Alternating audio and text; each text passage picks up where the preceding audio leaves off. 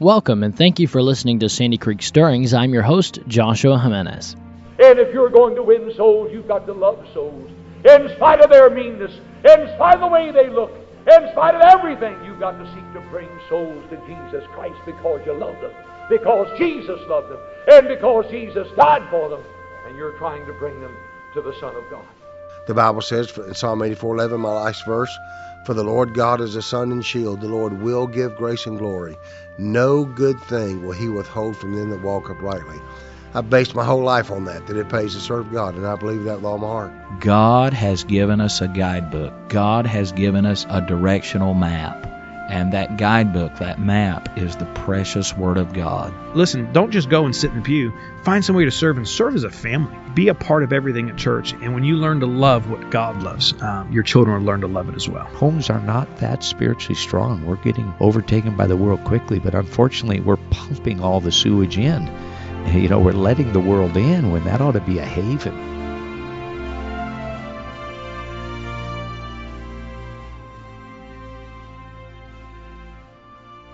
Have you ever thought what would happen if you were sued for your faith?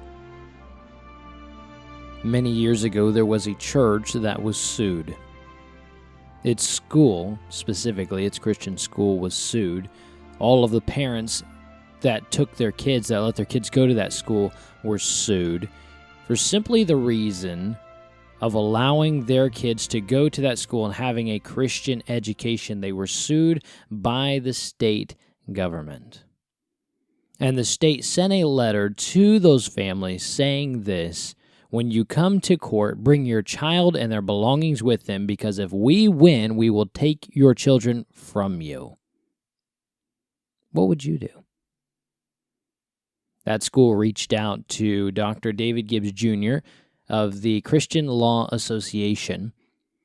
And in a message that we are going to play on the podcast today, and yes, it's going to be a little bit longer of an episode today just because it's a longer message, but I want to play a message for you. It's one we've talked about on the podcast before. In our 5 life-changing messages, we mentioned this message to you, and it's one that you had to contact me in order to be able to get because I can't find it anywhere online. I do have the MP3 file of it, and but we're going to play that episode here for you on the podcast episode today.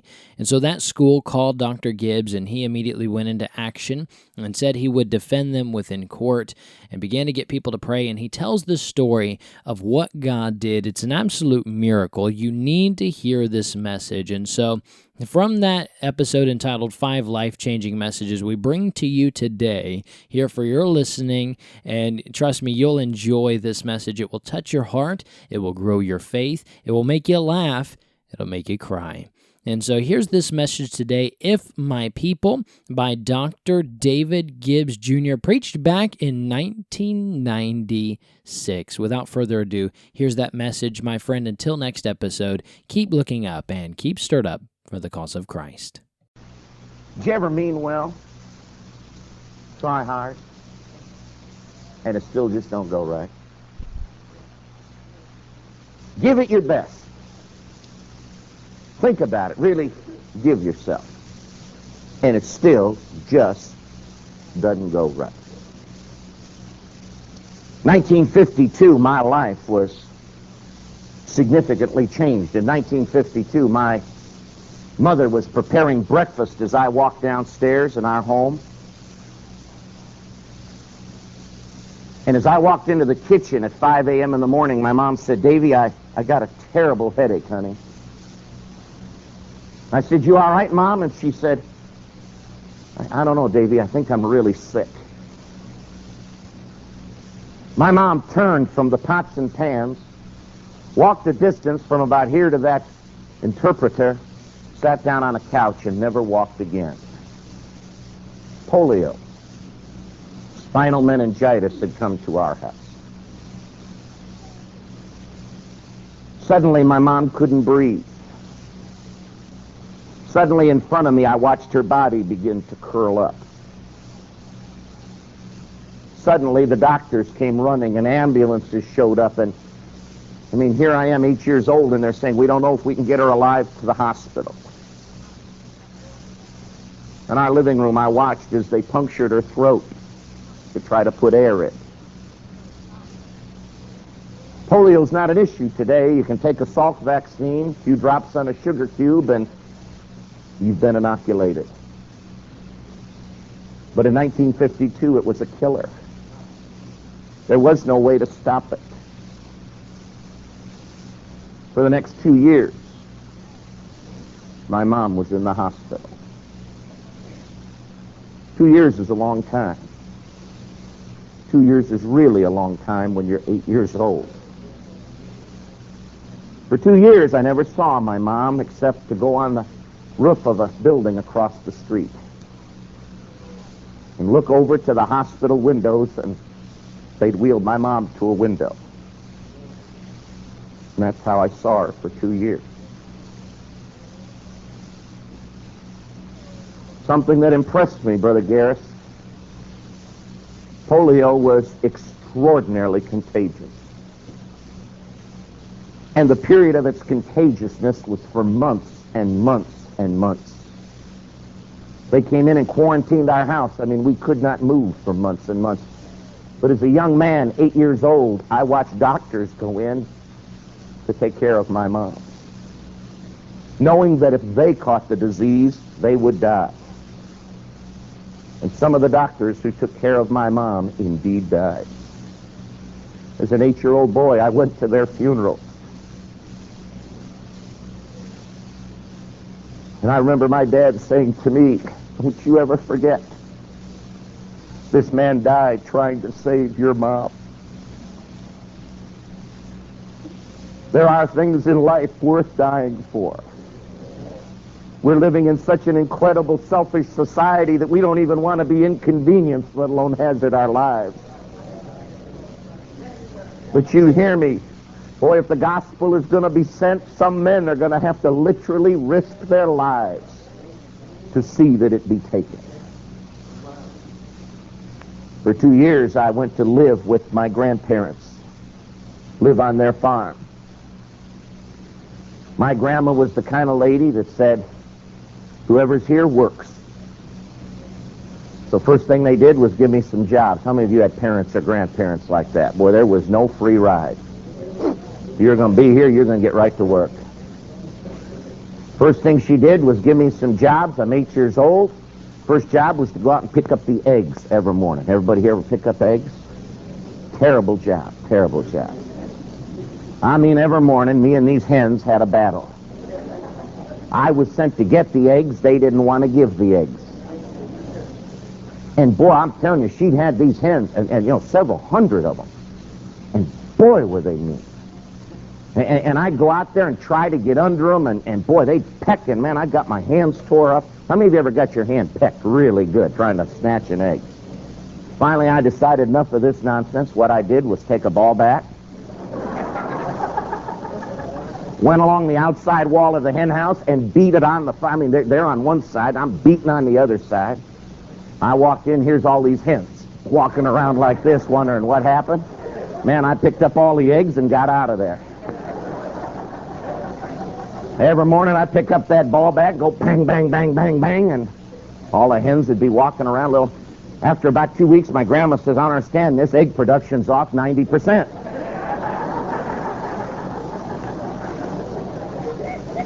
I said, "You can't trust those chickens, I'm telling you. Just when you need them, they're not going to give it." The other thing my grandma wanted me to do was feed her pet pig. Now, my family was in the cattle slaughtering business. These farms had thousands and thousands of head of cattle on it. My dad and my grandfather killed 1,500, 2,000 head a week. And I lived on the feedlots where we kept all those animals. But amidst all of those cows, my grandma had these chickens and one pet pig. You say, how'd your grandma choose a pig for a pet? I don't know, but she did. That pig was mean. Two things people don't know about pigs. Number one, they're fast. How many of you know a pig can move? Boy, I mean, pig gets at you, boy, you just don't mosey away from them. They're quick and they're fast. Number two, they bite. How many of you know that? I mean, they bite the fire out of you. Mean, mean pig. And man, I'd have to make this disgusting stuff called swill. They'd take all the scraps, put it in with grain and meal, and then you'd add old sour milk and water, and you'd stir it all up, a disgusting mess. Looks for all the world like the stuff they buy babies to feed them. Like it looks like swill. You fix it all up, you go out, you give it to the pig, and you know that pig would chase me, give me trouble, give me aggravation. One day I said, you know, there's got to be an answer. I answered my problem with the chicken. I'm going to answer my problem with that pig. And for the life of me, I couldn't think what to do. And my cousin John would come over, and I'd say, John, you think about it. Somehow I got to train that pig. I'm done running. I'm done getting bit. I'm done being scared. I got to have an answer. John said, man, whatever you do, don't mess with Grandma's pig. She said she likes that pig. And she said, man, you mess with that pig, Grandma will take you apart. I said, that's right, I'm going to come up with an idea. And man, I thought about it, and after a couple weeks, I came up with a good idea. That pig every day did the same thing. Harass me, eat, and when it was all done eating, it would waddle over, big old thing, waddle over next to a metal fence where there was a little low spot where water would lay, and then it'd mosey in. How many of you ever seen a pig mosey in? They got away, they can back in, they hunker down, and it would plump down, and then it would lean over against the fence and go to sleep. Now, I didn't know a lot, but somewhere, 8 years old, I had found out that metal would conduct electricity. I knew that. So I said, John, there's one great big long coil of cord in there, and what we're going to do is string that out. Now, while I knew metal took electricity, I had no knowledge, none, that there was different voltages of electricity. It's a big old fat cord with a funny three-pronged head on it.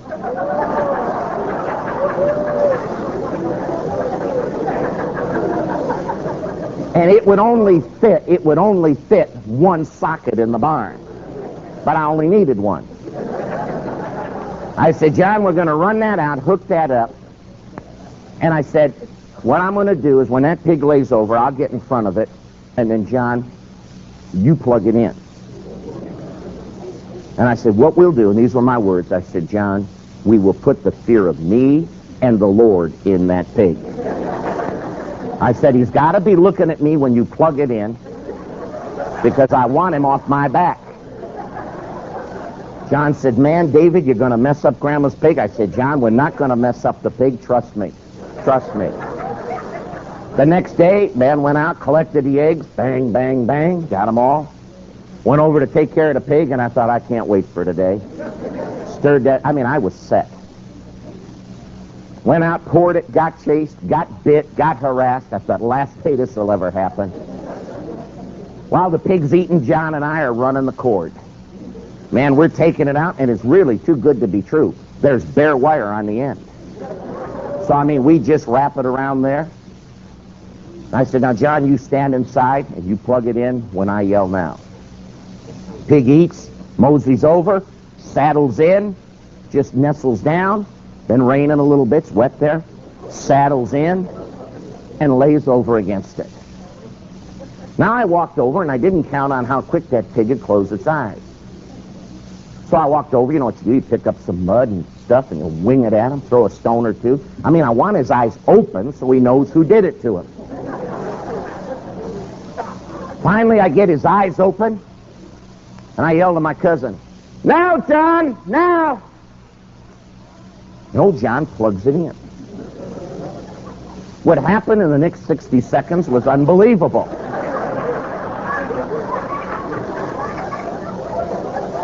That juice hit that old pig, and his feet went, and sparks come out the bottom.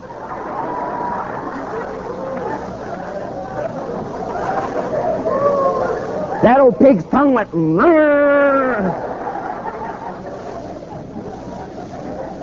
and his ears, which are normally up, went out sideways. I mean, he's like,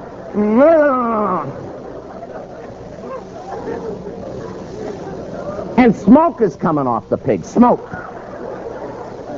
All right, John, that's enough.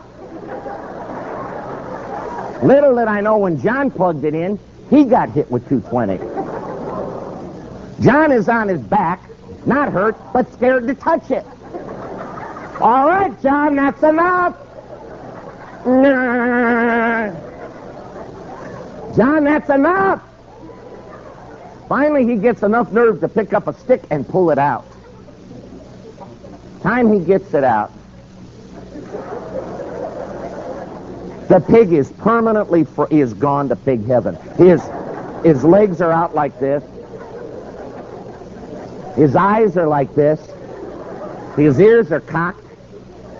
And his tongue is stuck out. John came out and he said, "You killed Grandma's pig." I said, "I didn't plug it in." I said, "You're in a heap of trouble, John."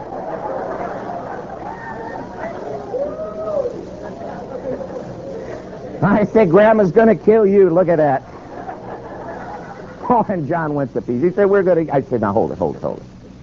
I said, "Our plan needs an adjustment." And you know what you do when it doesn't work? You start covering up.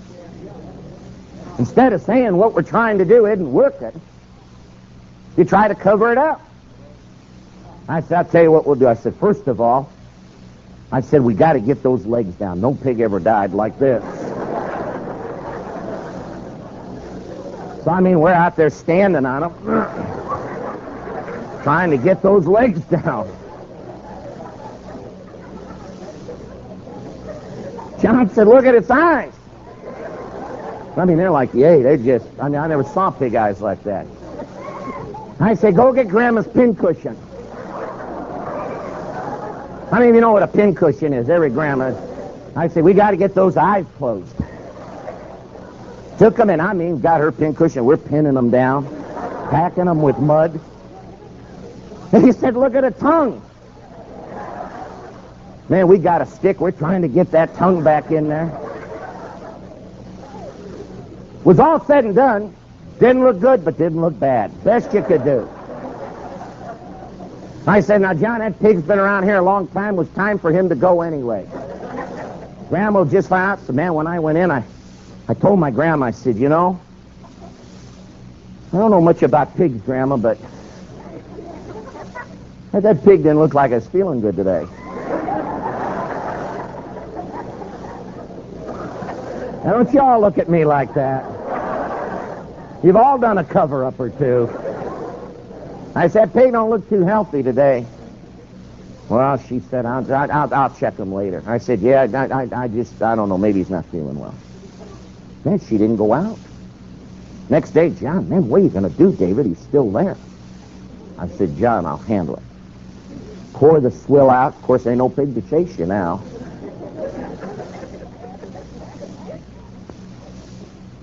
I went and told my grandma, I said, "You know, he ain't eating like she always does. You ought to come take a look." Man, she went out to the pig yard with me. I said, "Right over there, see if she's sleeping." My grandma walked up and she said, "Well, that pig's dead." I said, "No kidding."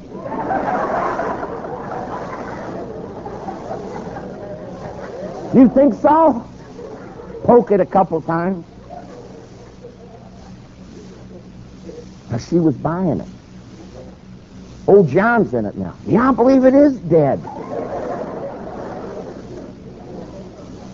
My grandma said, "Well, I'm sorry that old pig died. I like that pig." I said, "Yeah, I know, but they all go sooner or later, you know." Then she said, "Pull it out away from the gate." So man, grab feet, pull it out. And I never thought about the fact there were grill marks.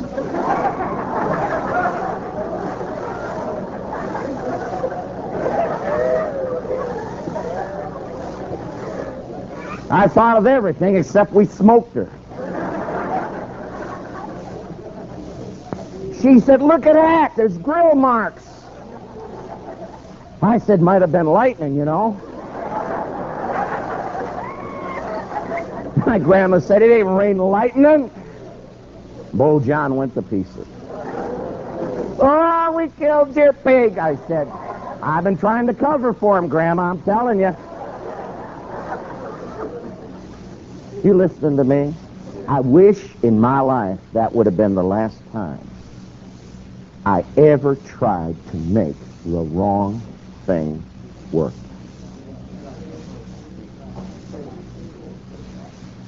But you know what happens? There's just something inside of us that once we try something, we feel like somehow we got to make that work, even if the Bible says it won't work. And across America tonight, there are churches who have dedicated themselves to trying to accomplish what God says cannot be accomplished, but boy, are they working a cover-up. Yes, sir. God says if your land is in trouble, by the way, we are in trouble. There is a lack of order and a lack of law. You know what's scary? Up until the Civil War, in order to be a lawyer in America, you had to study the Bible. They said, how can anybody be a lawyer without knowing the lawgiver? Now, all of a sudden, you don't have to know the Bible. You don't have to know what God says. Law is man's invention. Law was not invented by man. It was decreed by God. Boy, how we're trying. Then man says we can change man. Are you listening to me? Man cannot change man. It takes the Holy Spirit of God, the Holy Spirit of God, to change man. Now listen to what God says. Mark your Bible, please. 2 Chronicles chapter 7, verse 14.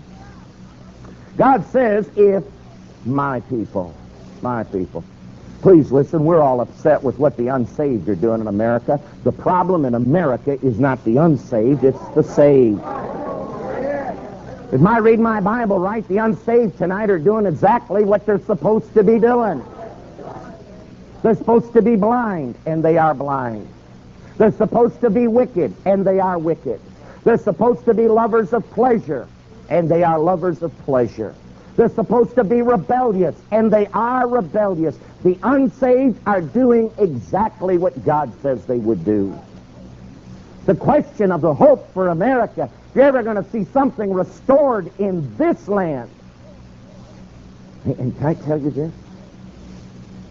I believe the coming of the Lord is soon.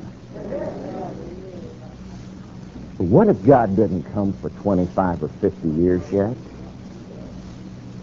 Just what kind of an America are these babies going to grow up in?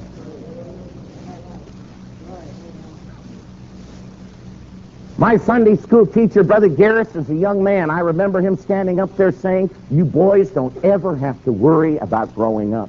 The Lord's going to come ahead of that. My Bible says no man knows the hour. My Bible says that we better pray he tarry till we get the harvest in. Boy, all of a sudden, what if he doesn't come real quick? What in the world is the America going to be that these young people who lined up here, how many of you're seeing things right now you never thought you'd see in your lifetime, ever? My friend, we have just started. Just started. God says, if my people, the answer lies with the Christian. You know what the tragedy is? We want to change all of them. God's far more interested in changing us. If my people, now catch these next words, which are called by my name. Right there's the problem. For openers, most Christians are half embarrassed to have their testimony right out front all the time.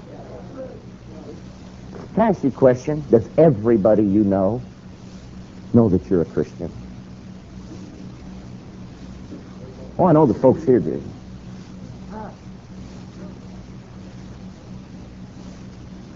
But what about all of the places that you shop and do trade and all the places you go? You see, I don't believe anything's going to change until God's people get excitedly proud about the fact that we are God's people. If my people, which are called by my name. It amazes me when we get preachers around certain circles, how suddenly they introduce themselves as a reverend, a member of the clergy. All of a sudden, all the shouting and all the excitement dies down because we're trying to blend in to look respectable with everybody else. God says, you want to see a country get changed? It's my people, which are called by my name. Boy, it's time for us to stand up and stake a claim who we belong to. Dr. Taylor was right. We don't belong to ourselves, Randy. We belong to Him. And God says, I want you called by my name. Now look at these next instructions. If my people, which are called by my name, shall humble themselves. Pride's a funny thing, isn't it? Let me tell you what the worst pride is. The guy who's proud, he's not proud.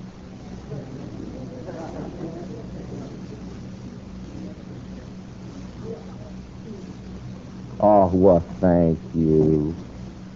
I don't deserve this. And all of a sudden, you've not humbled yourself. You're sitting there acting pious. You're sitting there acting proud, but you're not proud. You know what humbleness is? It means we come to an end of you. An end.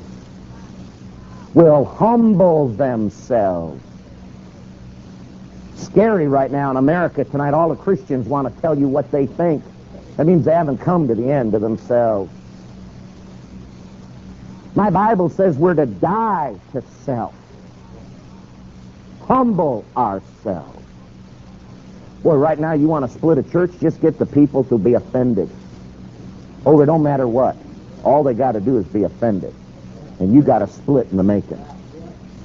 Are you listening to me? A humble person doesn't get offended about anything. He's got nothing to be offended over. If my people, which are called by my name, shall humble themselves, look at the next words, and pray.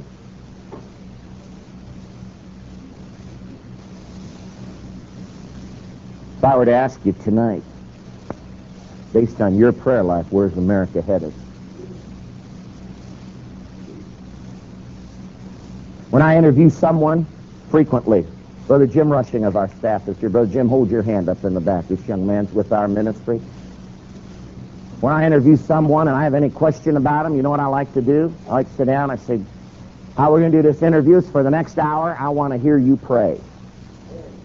I don't care about what. I just want to hear you pray out loud. Pick whatever you like. I want to hear you pray for 1 hour. The guy says, 1 hour? Man, right away you find out he's never done this before.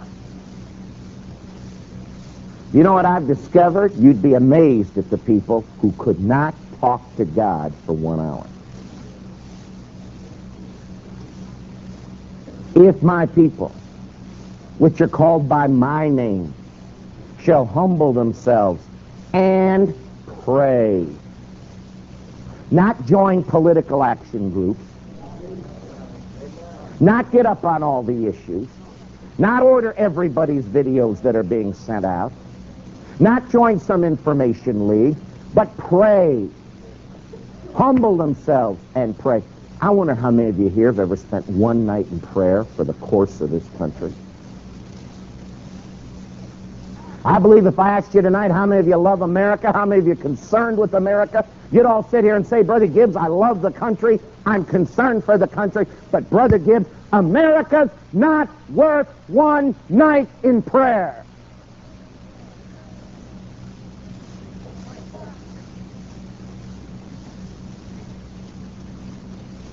Then we sit here and say, we better come up with another program. Let's try another plan. You're reading God's plan. Everything else is going to fail.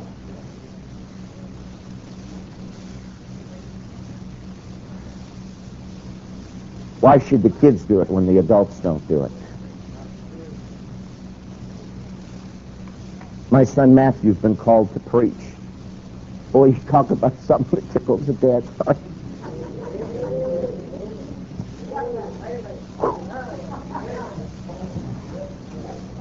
I called home the other night. Every night, I'm away from home so many nights, 250 plus 300 nights a year. I called home. Last thing I do before I go to bed is call my wife. We have prayer together. We talk. I called home, and she says, I got to tell you something. I said, what's that? She said, Matthew's up. I said, what do you mean Matthew's up? It's almost 3 in the morning by you. She said, I know. We got a pond in our backyard. She said, he's out walking around the pond. I said, what's he doing? She said, well, open the window. He's out there praying. Walking around the pond. She said he's been out there since just a little after 9:30. She said, should I go get him? I said, you let that boy be. Just let him be, Mom. How's that boy ever going to be a man of God if he doesn't know how to carry a prayer burden? By the way, everybody says the hope is hot pulpits. There is no hot pulpit without hot knees. All you've got left is oratory. My people, which are called by my name, shall humble themselves, come to an end of themselves, and pray. You know what I find? Most everybody knows this verse by heart, but they don't know what this verse says by heart. My people which are called by my name shall humble themselves and pray. Look at this next. And seek. Not what you want, but what God wants. Seek God's face. When was the last time you said, God, whatever you want, it's all right with me? We got a man in our ministry, a black man by the name of Brother Jim Coates. He's a military hero, 30 years in the United States Army. He has every heroism and valor award our country gives twice. Every decoration you can get twice. Went through all of that, was not saved. He's a pilot extraordinaire. Then he got saved. Boy, when he got saved, he got saved. He's the best soul winner in our ministry. I tell everybody, he'll witness to a tree stump if it'll hold still. He just gets in it. Brother Jim's got a habit. I love it.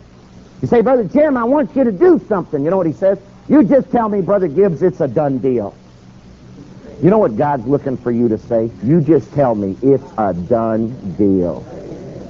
Seek my face. You know what we got? Everybody wanting to come to serve God on their conditions. God, here's where I'm willing to live. Here's what I'm willing to do. This is the amount I'm willing to get. God, these are the terms I'm willing to live with. You know what God says? Get rid of your terms. Seek God's face. Humble themselves. Pray. Seek God's face. Look at the next words. And turn from their wicked ways. Not the world turn, God's people turn. You want me to tell you what will change America, what will put law and order back? Is when you and I turn from our wicked ways. Well, you say, Brother Gibbs, what wicked ways are you talking about? It'd shatter you tonight if everybody here got honest with what they've been letting run through their minds from time to time. It'd scare you if you'd see what from time to time we put our eyes to, our ears to, our minds, our emotions, our passions. My friend, God says it's not going to start out there, it's going to start in here. Turn from your wicked ways. You know what God says? Then you're going to hear from heaven. Then you got God's plan. Then not what man's trying to do. Let's try to fill the Congress with conservatives. That's not God's plan. Let's try to take over the school board. That's not God's plan. Let's try to see if we can't pray in the public schools again. That's not God's plan. God just gave you his plan. But boy, how we want to try to do it our way. Preacher called me on the phone. He said, I've just been sued. He said they're trying to close our Christian school. He said our Christian school's exemplary, it's wonderful. He said the kids test out at the highest academic levels, and that was all true. But he said they've just sued us. They sued me, every one of my teachers. He said they sued our deacons, our trustees. And he said, Brother Gibbs, they sued every parent in our Christian school. And he said the lawsuit against the parents is frightening. He said, Brother Gibbs, they sued every parent, and they're going to take the kids away from the parents for simply sending the children to a Christian school. He said every one of the parents' lawsuits has a letter with it that says, when you come to court, bring your child, his toys, and belongings. Because if you lose, we will take the child from the courtroom. He said, Brother Gibbs, my office is full right now of terrified parents. He said, dads are coming in here shaking. Grandparents are calling. He said, our ministry is sued, my parents are sued. And he said, Brother Gibbs, I'll tell you the truth, we're scared half to death. He said, will you defend us? I said, you bet, it'd be my honor. He said, will you defend the parents? I said, you bet. He said, will you do your best? By the way, how many of you one day are going to want somebody to do their best for you?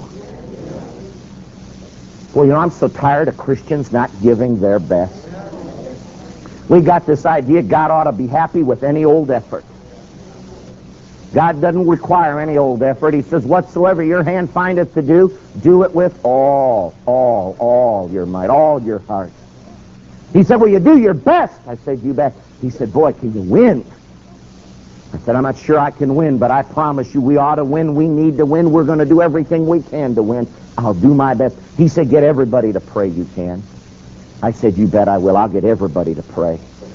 Boy, when we hung up, I mean, we got everything legally in motion. We got all the papers faxed in. Man, our group went into work overtime, and everything started to come together. And I thought, I need to get some men to pray. Need to pray. So I called my pastor. I said, Pastor, listen, there's a wonderful Christian school that's sued, and they're trying to take the kids away from the parents. And I said, they've not done anything wrong. Just try to give their kids a God-honoring education. And these parents are terrified. He said, David, that's awful. I said, it's truly terrible. I said, these parents are beside themselves. My preacher said, are you sure that's all they're being sued for? I said, I'm positive. I've looked at it. That's it. My preacher said, that's wicked. That's ungodly. That's heathen. He said, that ought never happen in America. Boy, on the phone, I heard him start to get piped up a little bit. I said, well, that's why I'm calling you. I want you to pray. Oh, he said, we're going to pray. But he said, son, we're going to do more than that. I said, what do you got in mind? He said, well, let me think a second. He said, we got to do something. Do something. I said, well, I just called you to pray. He said, I'll tell you what, I'm coming right over. You and I, we're going to see the governor. I said, the governor? I said, that's 3 hours away. I don't even know if he's in today. And if he is in, I don't know that he'd see us. And I said, if we do go see him and he's in and he will see us, what are we going to say? He said, it don't matter. He said, right now we got to do something, David. He said, I'll be right over. He's one of these guys that when he's done talking, he hangs up. Whether you're done talking or not. How many of y'all know somebody like that? Drive you crazy. I mean, I'm trying to tell him, no, we click, and I mean, he's on his way. I got my secretary calling. Boy, see if the governor's in. See if there's any way we can see him. They won't even confirm whether he's in. He shows up. I said, listen, we don't even know if the governor's in.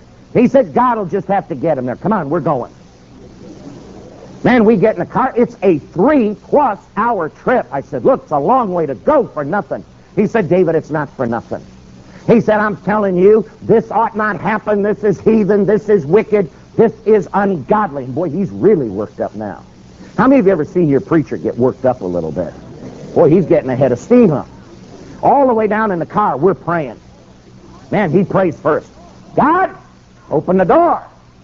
God, I need him there. I need him there today, God. God, I need him there right now today. God, open the door. And he says, you pray, you pray.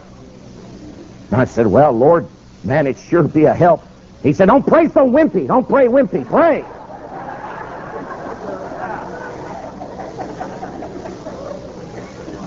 You listen to me.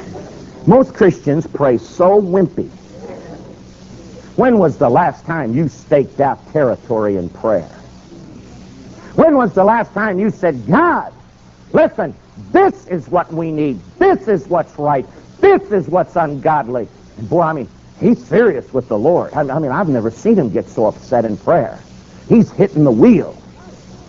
And he's saying, God, you got to have him here today. We're all the way there. God, open the door. We get into the Capitol building, park in the basement, go over, get on the elevators. We're going up the elevators, bunch of other people. He's still praying. God, open the door. And the people in the elevator are like, what? And I said, he don't mean this. He don't mean this. It's all right. You know what? I'm proud I've got a preacher that acts like a Christian when he gets down there. He's going to pray in front of anybody the way he prays to his God. God, open the door. Man, we're working our way down the hall. Come up in front of the governor's office. Huge, big oak and glass front. Last thing he says is, God, now you got to do it. Be God, open the door. For the sake of these parents and these kids, help us open the door. We walked up, went to take a hold of it. The door opened. And standing on the other side, walking out, was the governor. Whoa. I'm like, you got to be kidding me. Look at this. I mean, I now rank his prayers right up there with Moses. This is amazing to me. Preacher said, just the man I come to see. He said, Governor, I voted for you. And he said, I'm telling you, there's something terrible, wicked, ungodly that's happened in our state. Governor said, what is it? He said, man, there's some Christian parents over here that have been sued for simply sending their kids to a Christian school. Governor said, yeah, I know all about it. He said, I signed the papers approving it. Boy, when he said that, the preacher's countenance changed. He said, you signed the papers? He said, yeah. He said, Governor, that was wicked. That was ungodly. He said, that's heathen. He said, God is upset with what you have done.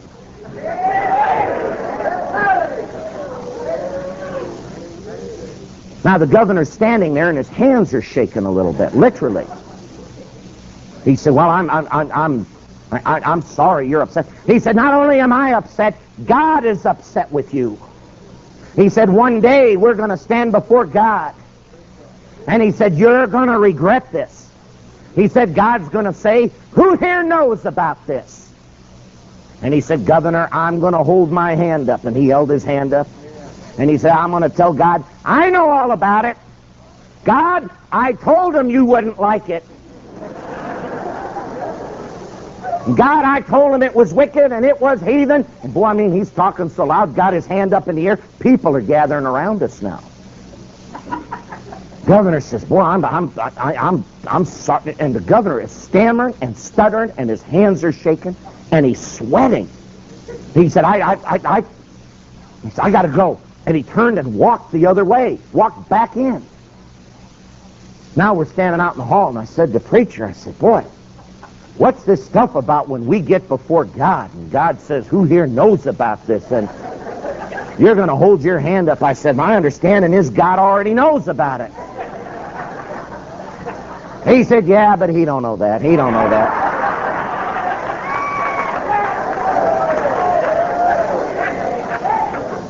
He said, shows you how much Bible he knows. He don't know nothing.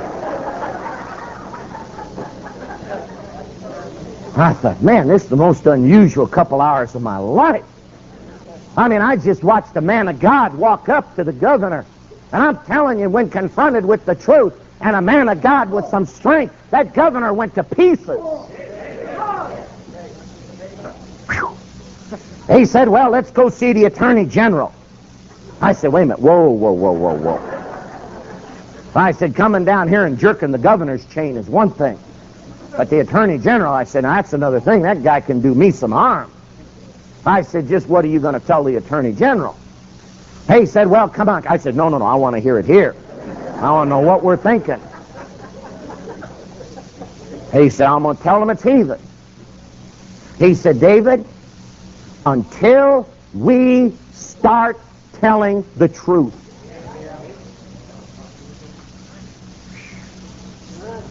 Man, we're off on our way down the hall. God opened the door again. Here we go. Long old walk, we get down there, Governor's Way on one side, on the same side, way down this way on the same side till we get down there, and man, we get there, the door don't open. We open it. Walk in. Walk in, big empty waiting room, secretary standing there, talking on the phone. We walk up, and for 4 or 5 minutes, we just stand there with our arms folded, listening to her on the phone, waiting for somebody to receive us, and he's praying. God, I need to see this man. Now, God, you're God. I need to see him. Somebody comes up behind us, taps me on the shoulder. I turn around. There's the Attorney General. He says, what can I do for you? Preacher said, just the man I was praying about. I'd like to talk to you. He said, I'm here upset because some Christian parents are facing the loss of their kids for simply giving them a God-honoring, Bible-based education. He said, I'm down here to find out who's responsible. It's a wicked thing. The Attorney General says, well, I don't want to upset you, but I signed the papers. He said, you did? And boy, he put a little sting on it. Attorney General said, yeah. He said, that was heathen. That was wicked what you did. That was ungodly. He said, God's not going to be pleased, and one day when we stand before God, you're going to regret this. The guy says, now, whoa, whoa, whoa. And then, I mean, same thing again. Man, when we get before God, and God says, who here knows about it? I'm going to hold my hand up.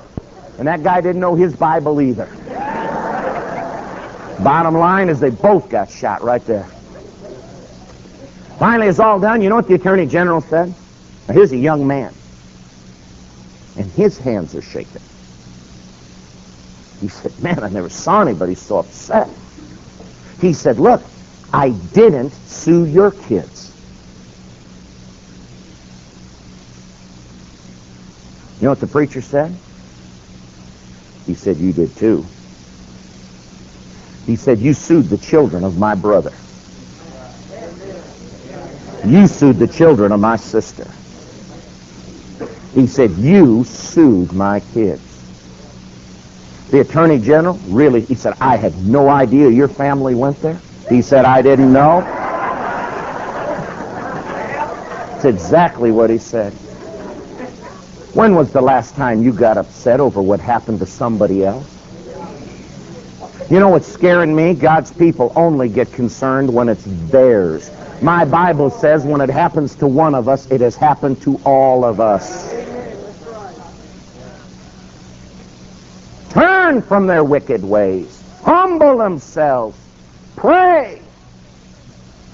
The Attorney General said, man, I'm sorry you're upset. You know what he said? He said, I have never, ever had a preacher come down here and tell me anything was wicked. He said, I've never had a preacher. He said, I've been Attorney General, I think he said like 15 years.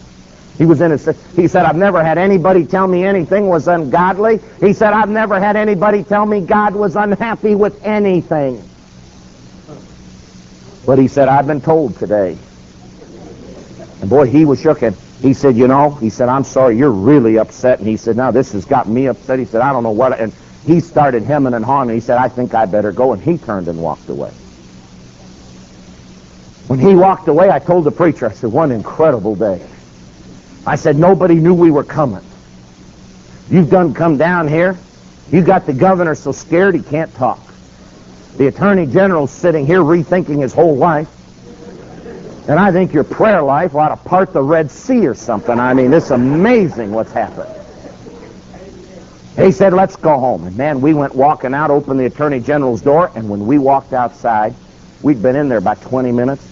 Outside, the biggest setup of news media I'd ever seen in my life was now all set up. About 40, 45 people, dozens of cameras, microphones everywhere. 2 of the national networks were set up outside. Preacher walked up to me and said, what are you all here for? They said, we're down here to cover the story of those parents going to lose their kids because of their faith in the Christian school. He said, well, that's why I'm here. They said, what are you down here doing? He said, I was just over there and told the governor he's a heathen.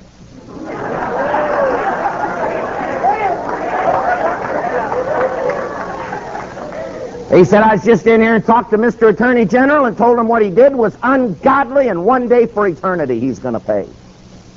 They said, you did that? He said, yes, sir. They said, would you be willing to put that on the news? He said, I'll be glad to tell you the truth.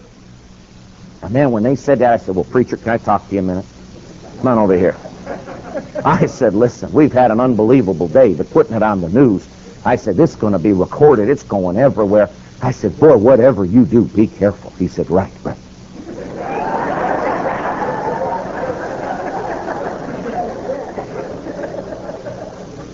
He walked back over there, and, they turned on the lights and said, did you come see the governor? Said, sure did. The man's a heathen.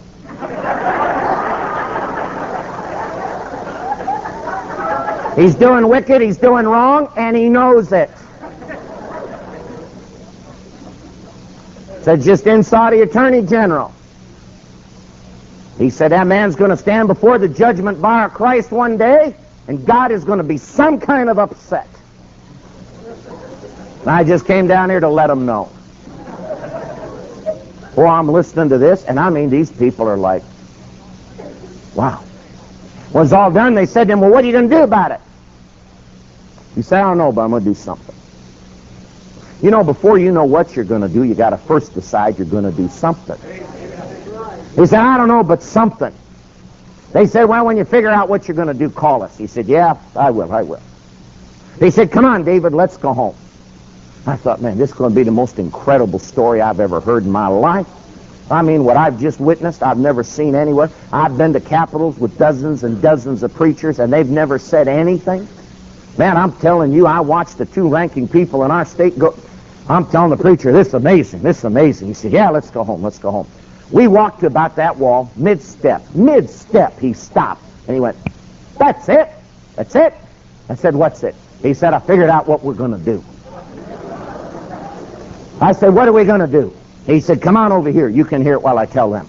I said, no. I want to hear it over here. Man, enough of this stuff. I said, my heart's been in my throat all day. I want to hear it here. Oh, he said, you're going to like it. Come on. We come over here. He said, I figured out what we're going to do. Man, they turn all the lights back on. He said, Mr. Gibbs and I have been discussing this.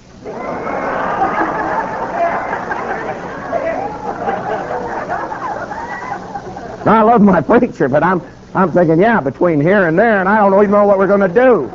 It's not a major discussion. He said, here's what we're going to do.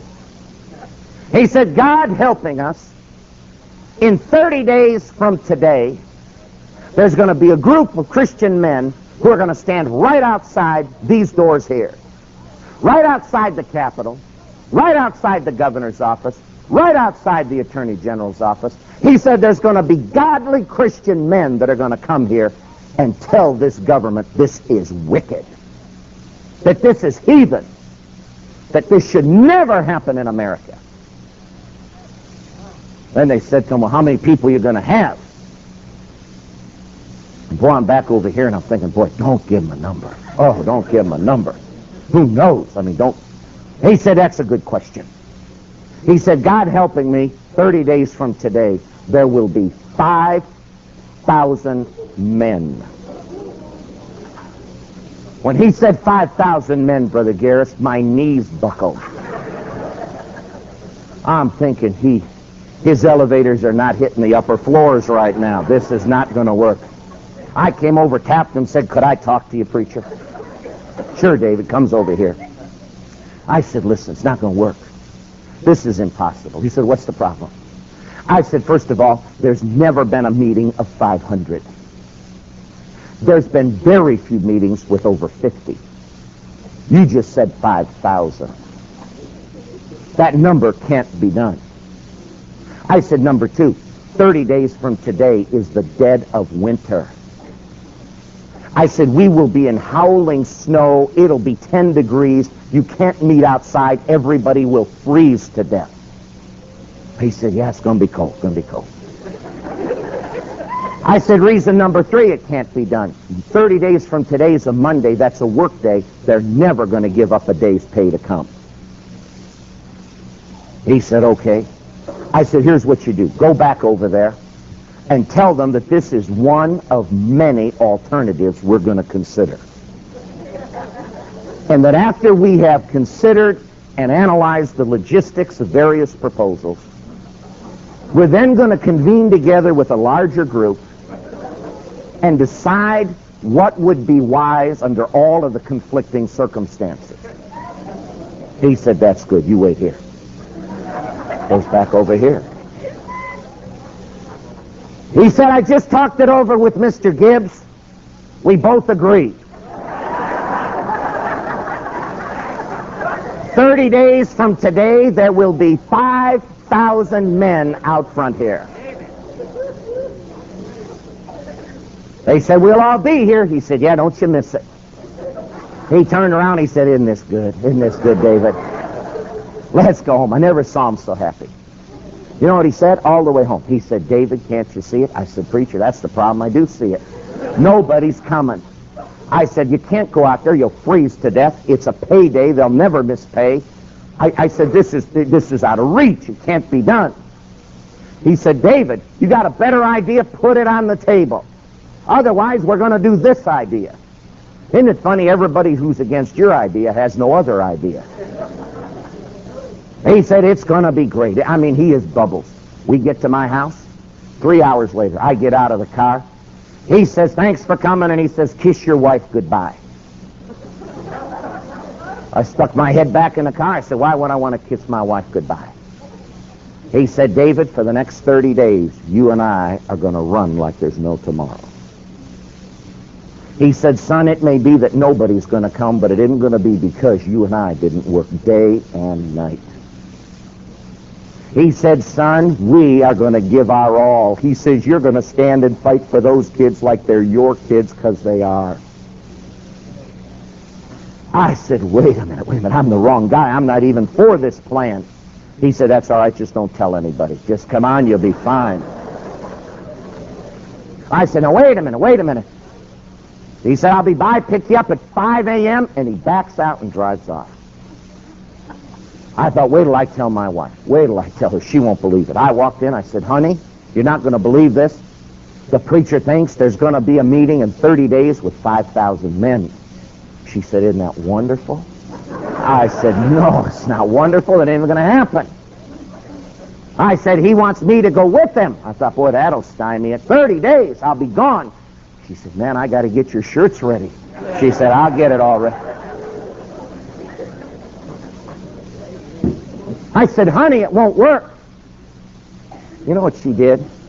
Tears started streaming down her cheek.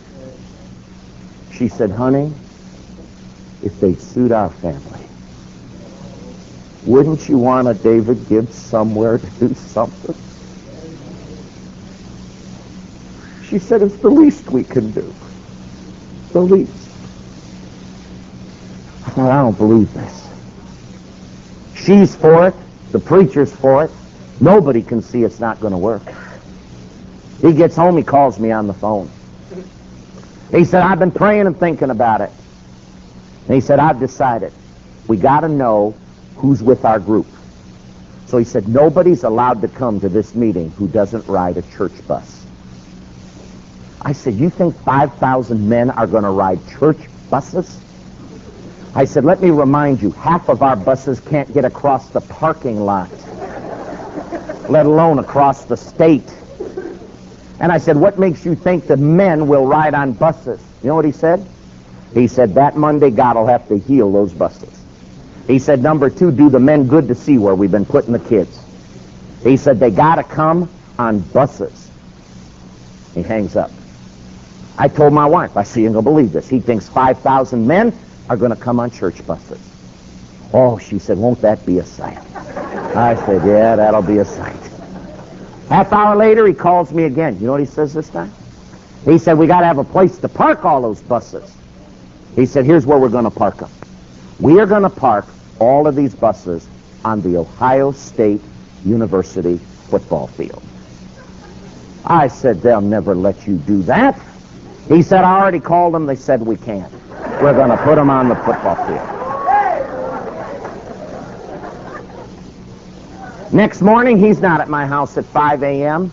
At 4:40, he's on my porch knocking on the... Come on, we're late. Let's go. I don't even know where we're going, but we're late. Most unusual meetings I've ever been in my life. First meeting was a group just about this size.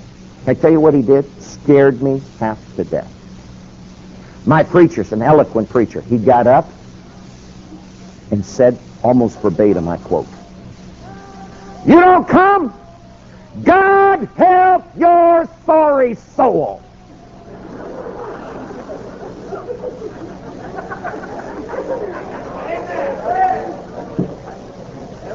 If a day's pay means more than the kids, you're a lousy Christian. You don't come, don't ever open your mouth about nothing. You hear me? Nothing. You don't come, God help your sorry soul. And he went and sat down. I said, couldn't we invite him? I mean, I don't know.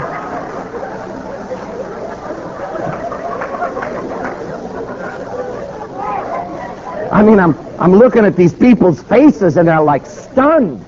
They're like, what was that? You know what he said to me? He said, that's the problem.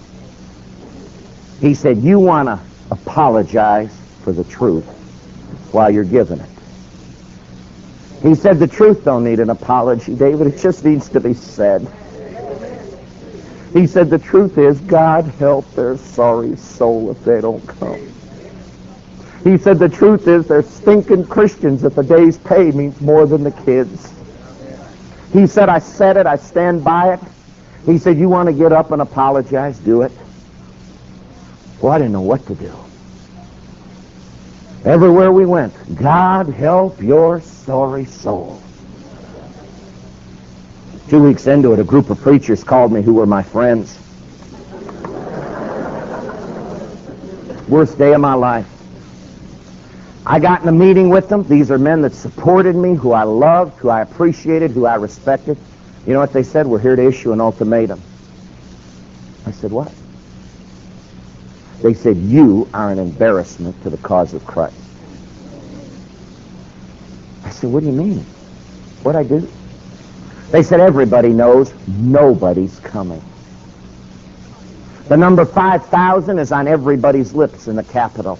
It's on every church's lips. And everybody is laughing and mocking.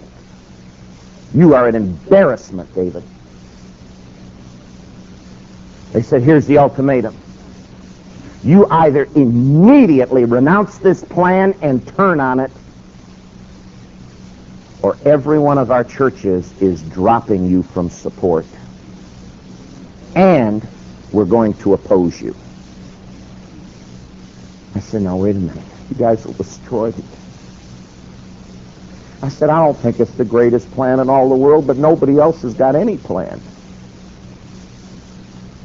I said, please, for the sake of the kids. They said, David, you got to decide. You either leave here having rejected the plan and oppose it with us, or we're all dropping you and we're going to oppose you. Now maybe you know what you do in that moment, but my mind just went spinning. I thought, Lord, here's 70 of my friends. I'm dead. And I didn't know what to do, and I said, listen, it may not be the greatest plan, but this is my pastor, and I'm going to follow him. I said, I know he knows the Lord, and I don't know that this plan's any good, but I know he's good. So I'm going to stay faithful to my preacher. Boy, you better make that decision in advance, because in a moment of crunch, it's going to be hard to think, I promise you. They said, then we oppose you. I said, please don't. You guys are killing me right now. Please don't. I beg you don't. For the sake of the kids, for the sake of my family, for the sake of my ministry, please don't. They said, no, you had your chance. I walked out of that meeting. Went by my pastor. He said, it didn't go good, did it? I said, no, it went terrible. I said, I want you to understand they're against everything we're doing. He said, they're not against us. They're against the Lord right now. I said, I'm upset. He said, we can't afford for you to be upset. He said, you get upset, we'll stop doing what we got to do. Right now, you got to pull yourself together. We got to go. I thought the least he could do was say, there. But you know what? You go there long enough, you'll be there forever. He said, come on, we got to get back to work. 2 more weeks. God help your sorry soul. Got just ahead of it, the weather went terrible. I mean, terrible. We got a snowstorm, the interstates were closed. Preacher and I are on the secondary roads in the car. He's praying, God, get this weather out of here. It belongs to you. We need it gone. And I'm thinking, you know what? With this weather, we got the perfect excuse. I don't know that we want it gone. So I'm praying, Lord, you think about it. You know what happened? They said that storm was going to stay there for a week to 10 days. The second day, an Alberta clipper came out of Canada, shoved the thing out in the ocean. An Alberta clipper didn't shove it, God shoved it. How many of you believe the weather's in God's hands? I mean, it was gone. It's bitter cold, 10, 15 degrees, but absolutely clear. He said, call the church to see how many are coming. Now it's Friday and Saturday, the meeting's Monday. Man, I'm calling churches, and the churches are saying, boy, we don't know, our folks aren't hot to ride those buses. The men want to go other ways, and we're telling them they got to ride the buses. And why'd you pick a Monday? And, man, how you not going to freeze to death? I said, I know, but how many are coming? I said, well, we don't know. Scared me. Did you ever plan a meeting and say, what if nobody comes?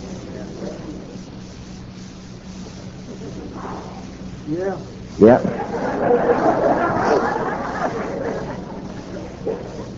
Went down to the state capitol Friday night after church. Checked in a motel. I'm sitting there. And I thought, tomorrow, if nobody comes, I thought of 18 reasons to explain why nobody came. Preacher came walking in. Now, you understand, we had not gotten 2 hours sleep a night for 30 days. We had not been home for 30 days. He looked terrible. His eyes were all puffy and dark. His face was all drawn. He said, what are you doing? I said, well, I'm writing press releases. He said, you're writing excuses. I said, well, yeah, kind of. How many of you know the preacher can just zing right in sometimes? He looked at me and said something I've never forgotten. He said, David, would it be so terrible to really try something noble for God and not make it? He said, would it be so terrible, or would it not be worse not to try? You know what? Most people are so afraid they won't even try. He said, you right. He said, I'm so exhausted I can't think. He said, I'm praying and going to bed. Had a 3-piece suit on, a vest, coat, pants. He sank down to his knees and prayed a prayer I know almost by heart. He got on his knees. He raised his arms like this. Tears started streaming down his cheeks, and he said, Lord, this is Roy. I've never heard anybody introduce themselves like that to the Lord. He said, you know I've given you everything. He said, there's nothing more in me, God, nothing. I've given it all. Now, God, you got to do what only God can do and bring the men. He said, bring them. Half a dozen times he said, you got to be God. He rolled over on his bed in his clothes, tears still streaming. He said, be God. You got to be. Be God. He went to sleep. Next morning he got up and he said, I got an idea. That's all I needed, another idea. He said, I want you to go invite the governor. I said, me? He said, yeah. I said, why don't you go? He said, well, I told them off 30 days ago, and he said, it'd be better if you went. I said, I was with you when you told them off. He said, I want you to go.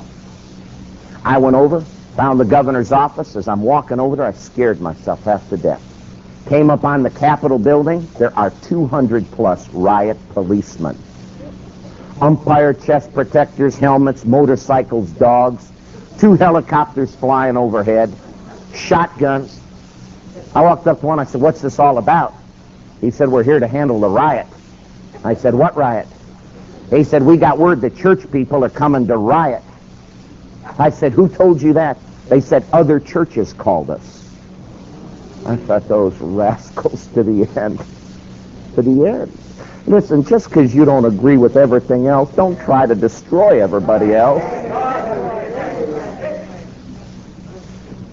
Sheriff, I told the man, was a sheriff's detective. I said, listen, there's going to be no riot. He took his gun and cocked it, and he said, you bet there's not. I said, now, wait a minute, whoa. I said, relax. I said, going to be far more of you than them. I said, just relax.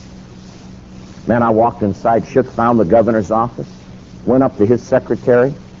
She's the meanest lady alive. That old battle axe.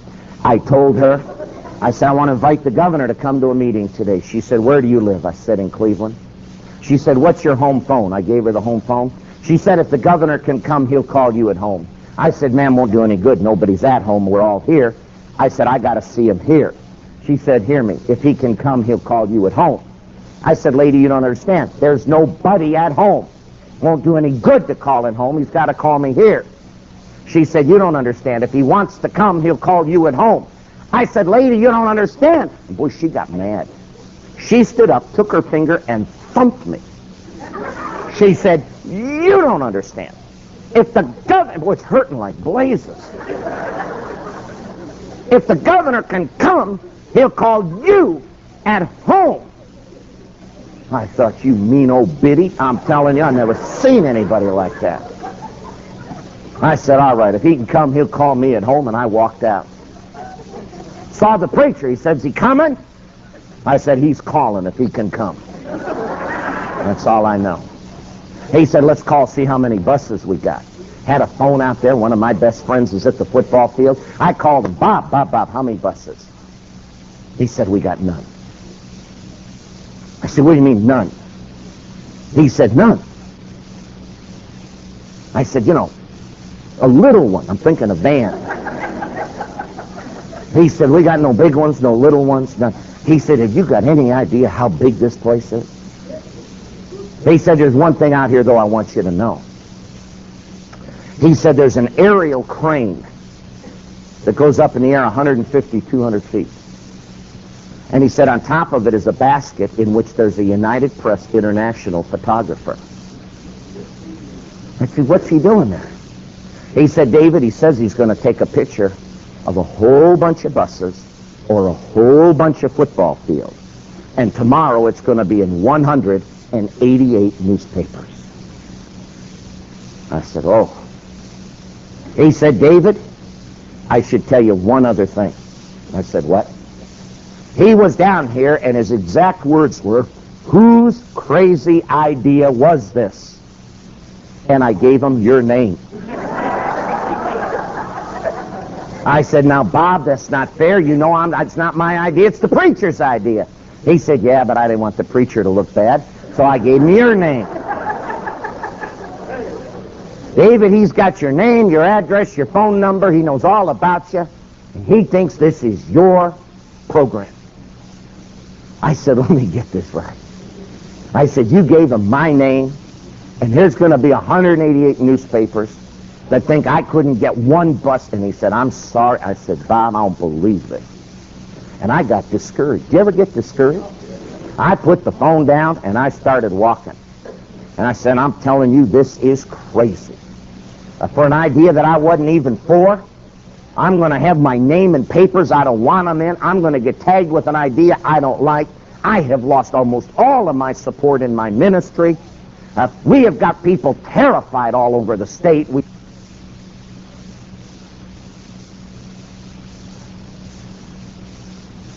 I don't know how I got here. Here's what I told the Lord. I said, I'm in raspberry sauce up to here. God, just get me out of today. You get me out of here. I'm not getting in this ever again. Just get me out. And boy, I'm like upset. How many of you ever been upset? I mean, I'm walking, talking. About an hour goes by. They said, let's call, see if there's any buses. I said, oh boy, let there be some buses. Call out there, how many buses? They said, well, we had 3. I said, what do you mean we had 3? They said, well, there were 3 here, but we had 3 break down, so we sent these 3 to tow those 3. And we don't think any of them will be back. I said, I don't believe this. We can't even keep the buses we got. We're losing them. He said, David, I should tell you that photographer's been back down. He's half froze to death up there. And he is really mad. He says that he is going to do a feature on you.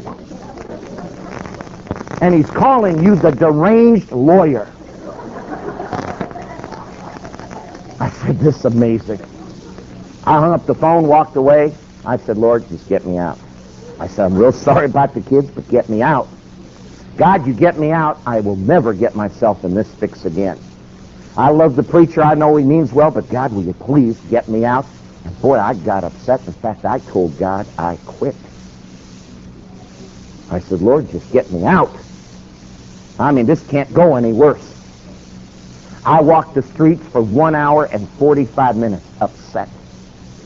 Finally, a guy came running up to me, a friend of mine, Tony. He said, David, you got to call out there. Something awful's happened. I said, what do you mean? He said, I'm telling you, there's been a catastrophe. You got to call. And I thought, that's it. I know it. We killed somebody. I know it. You know those buses, they won't go and they won't stop. I'm thinking, I'm going to prison for something I wasn't even for. I said, did we kill somebody? He said, I don't know, but it's bad and they need you right away. Man, I get back to the phone. I've been walking. I'm 30 minutes away. I get back. I pick the phone up. Bob's on the other end, sobbing uncontrollably. I've never seen the man cry. I said, Bob, I can't understand you. I said, Bob, the number. How many did we kill? Give me a number, Bob. A number. I said, Bob, I can't hear you. I said, put the phone down. Blow your nose. I can't hear you. He put the phone down. He blew his nose. Hear this awful noise. He picks the phone up. He says, David, you need to... He says, David, it's terrible. I said, what's terrible? He said, David, we have filled the football field. He said, we filled a second football field. And he said, David, we're at the intersection of 2 major streets. And he said, for 2 miles in 4 directions, there's the most awful traffic jam you ever saw.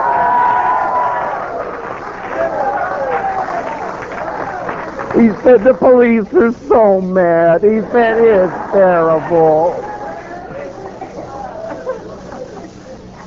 And he says, David, it's all church buses.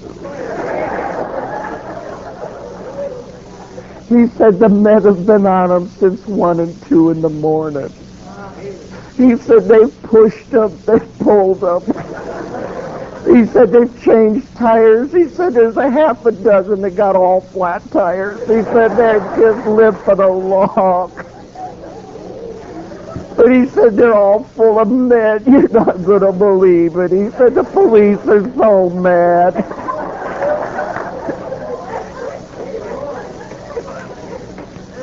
He said they give us permission to unload them 8 across. We're going to take a whole row. He said they're really mad.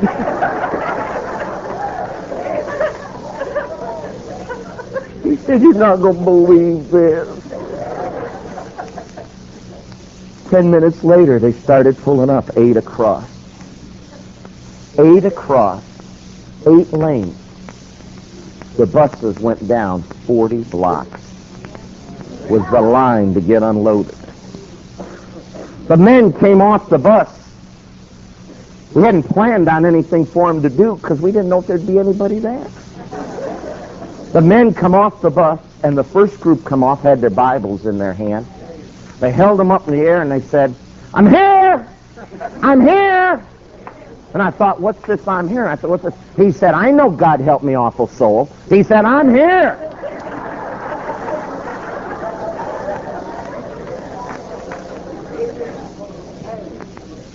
They started pouring out of those buses, and pretty soon there's a group, 300-400 of them standing there, nobody to lead them. They started singing. Boy, he lives, he lives. You could see their breath out to here. It's 10-15 degrees. But they're singing with all their might and waving their Bibles, and oh God, our help in ages past, our hope in years to come. And the sound's hitting the building and bouncing, and man, it's so loud. You know how it travels on a clear day like that, cold. People are sticking their heads out, and I'm watching these buses unloading. A guy comes running up to me, and he says, "Are you David Gibbs?" I said, Yeah. He said, "The governor wants to see you right now." I said, "Tell him to call me at home. He's got the number." Right?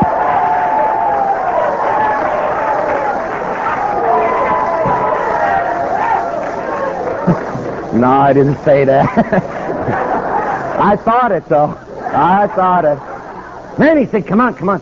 Man, I went running after him right by the meanest lady alive. I said, "Hello," and walked right on by. Oh, I couldn't help it. I got in there. You know what the governor said? Where you been? I said, "Well, outside over there." He said, "Not you." I said, "What do you mean?" He said, "I've watched every vile group imaginable come up here and say something." He said, "In all the years I've been in government," he said, "the Christians have never come to say anything." He said, "Nobody's ever come as God's people. Where have you been?" I said, "Well, we're here now." He said, "Can I speak to that group?" I said, yeah, I can fix that, sure." He said, "I'll put a counter on the roof." He said, "We'll get an accurate count of how many you got." Boy, his counter went up to the roof, came back down. They said, "You got 2,000. I can you imagine 2,000? Biggest meeting ever. He came back down. He said, "You got 4,000. I got 4. He came down. He said, "You got 5,000. I said, "Well, I hope they got my name spelled right. 5,000. Man alive." He came down and said, "You got 8,000. He came down, he said, "You got 10,000. Last time he came down, he said, "I cannot count the sides because I can't see them." He said, "Your bus is still stretched down 20-some blocks, 8 across." And he said, "You've got over 14,000 men that are standing out there. 14,000.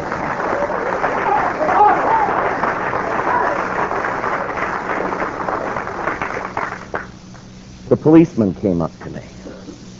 He said, "Can I ask a favor?" I said, "What is it?" He said, "My men want to take off their sidearms and come stand with you." I said, "Well, help yourself." Those police ran, posted some guards over all the rifles, and came and stood and sang the hymns. Tears running down their cheeks. One policeman said, "I sung this since a boy." But he said, "I'm going to sing it."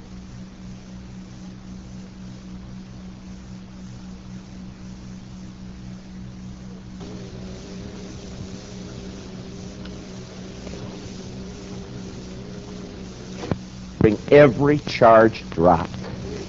I stood there and I said, "Why didn't you say that 30 days ago?" How many of you know the heart of the king is in God's hand? He said, "If the superintendent of education won't cooperate, I'll fire him." Whoa. The attorney general showed up and he said, "Can I talk to the group?" I said, "Here's the guy that signed the papers. Help yourself." He stood up and he said, "I will drop every charge." I thought, why wouldn't he say that 30 days ago? Every charge was dropped Tuesday. Wednesday night, I stood in church with 40-some mothers who all held their babies and said, thank you, Jesus. Thank you, Jesus. When everybody left, the preacher came up to me and he said, how you doing, soldier? I said, not too good. I said, a couple hours ago I told God I quit. He said, you didn't mean it. I said, I did too.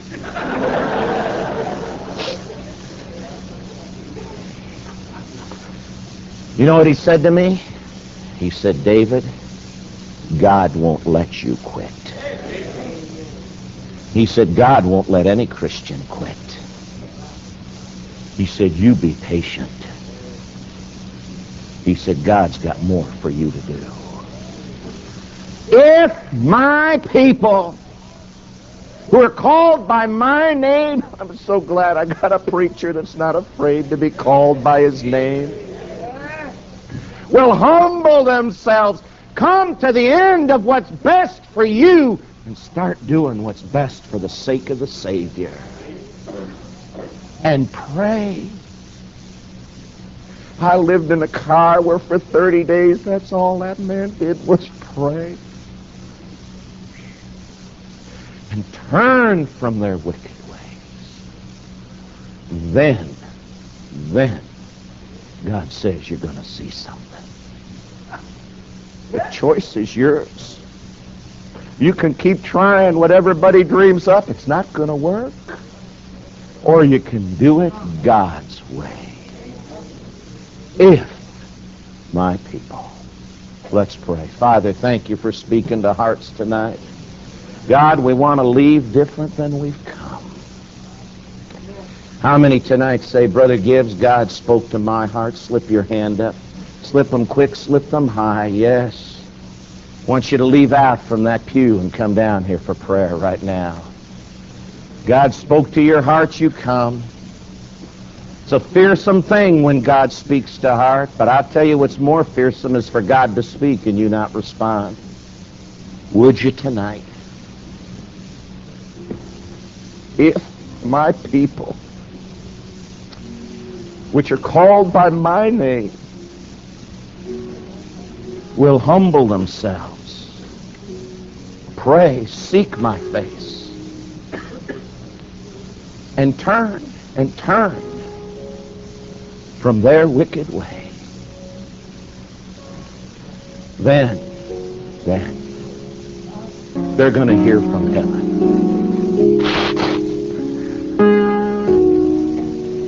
The problem's not the world. The problem's us.